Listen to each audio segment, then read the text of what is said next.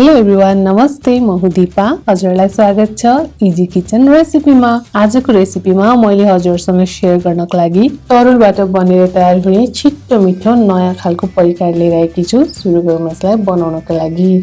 सबैभन्दा पहिला त यो परिकार बनाउनको लागि हामीलाई चाहिन्छ तरुल, जुन चाहिँ हजुरले आफ्नो आवश्यकता अनुसार लिनुहोला। तरुललाई राम्रोसँग पखालेर यसरी पिस पिस गरेर काट्ने। अब भने यसलाई हामीले उसिन्ने या स्टिम गर्ने, हजुरलाई जे सजिलो लाग्छ त्यो गर्न सक्नुहुन्छ। मैले भने यहाँ यसलाई यसरी स्टिम गर्नको लागि राखिदिए। सबै तरुललाई स्टिम गर्न राखिसकेपछि अब यसलाई छोपिदिने। यो पाक्दै गर्दा मैले यहाँनिर 4वटा जति सुकेको खुर्सानी लिए एउटा कटोरामा र त्यसमा राखिदिए तातो पानी।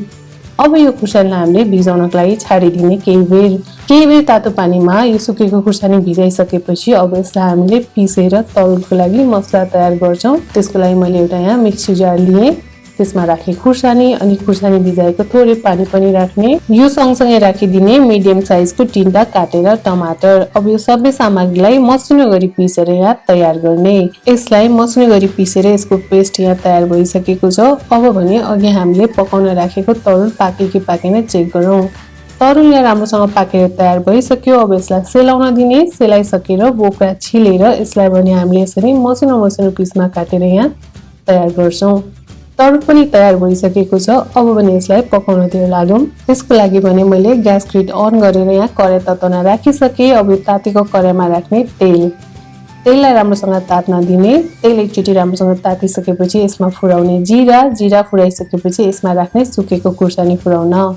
जीरा र सुकेको खुर्सानी फुराइसकेपछि ग्यास ग्रिडलाई लोमा राखेर अघि हामीले तयार गरेको मसलाको पेस्ट यसमा हालिदिन्छौं। यो पेस्ट राखिसकेपछि अब भने यसमा राखिदिने स्वाद अनुसार नुन राखिसकेपछि सानो आगोमा यसलाई हामीले बेला बेलामा चलाउँदै पकाउने। जबसम्म यो मसलाबाट तेल छोड्दैन तबसम्म यसलाई हामीले राम्रोसँग चलाउँदै पकाउनु पर्ने हुन्छ।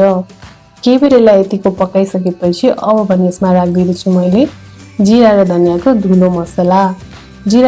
धुलो मसला स्वाद अनुसार यसमा राखिसकेपछि यसलाई अझै मजाले हामीले पकाउँछौं। ग्यास ग्रिड चाहिँ हामीले एकदमै लोमा राख्नुपर्छ किनभने मसला डढ्न सक्छ। त्यसैले यसलाई बेला बेलामा चलाउँदै पनि गर्नुपर्छ। यसरी चलाउँदै पकाउँदै गर्दा हजुरले यहाँ भिडियोमा देख्न सक्नुहुन्छ। अब भने मसलाको माथि मजाले तेल छुटिसकेको छ। यतिको भएपछि हाम्रो यो मसला पाकेर यहाँ तयार भयो। अब यसमा राख्ने अघि हामीले काटेर तयार गरेको तरुल राखिसकेपछि ग्यास ग्रिडलाई हामीले लोबाट मिडियममा राखिदिन्छौं र यो मसलामा मिक्स गर्दै यो तरुललाई मजाले चलाएर 2-3 मिनेट यहाँ भुट्छौं। यसरी मिडियम हिटमा केही बेर भुटिसकेपछि अब यसलाई एकछिन पाक्न दिने, नछोपिकन।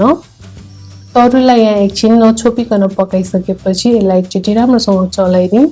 अब यो भन्दा धेरै हामीले तरुललाई भुट्दैनौं। तरुल मजाले मसलामा मिक्स भइसकेको छ। राम्रोसँग चलाइदिसकेपछि अब मैले यहाँ ग्यास ग्रिडलाई अफ गरिदिन्छु। ग्यासको हिट अफ गरिसकेर अब यसमा राखिदिने मसिनो गरी काटेको प्याज राखे सँगसँगै यसमा मसिनो गरी काटेको हरियो धनिया राखिदिने। अब यसलाई ग्यासबाट निकालेर यो सबै सामग्रीसँग मजाले चलाएर यहाँ मिक्स गरिदिने। यदि हजुरलाई अझै पिरो खान मन पर्छ भने चाहिँ हजुरले यो मिक्स गर्दाखेरि मसिनो गरी काटेर हरियो खुर्सानी पनि एड गर्न सक्नुहुन्छ। यसरी सबै सामग्रीमा यसलाई मिक्स गरिसकेपछि अब हजुरले यसलाई यतिकै तातो सर्भ गरेर खान सक्नुहुन्छ। हैन भने हजुरले यसलाई चिउरा, रोटी, भुजा जेसँग खाँदा पनि यो एकदमै स्वादिलो हुन्छ। हजुरलाई आजको यो युनिक रेसिपी कस्तो लाग्यो? मन परेमा यो भिडियोलाई लाइक गरिदिनु होला, आफ्नो साथीभाइहरुसँग शेयर गरिदिनु होला अनि इजी किचन रेसिपी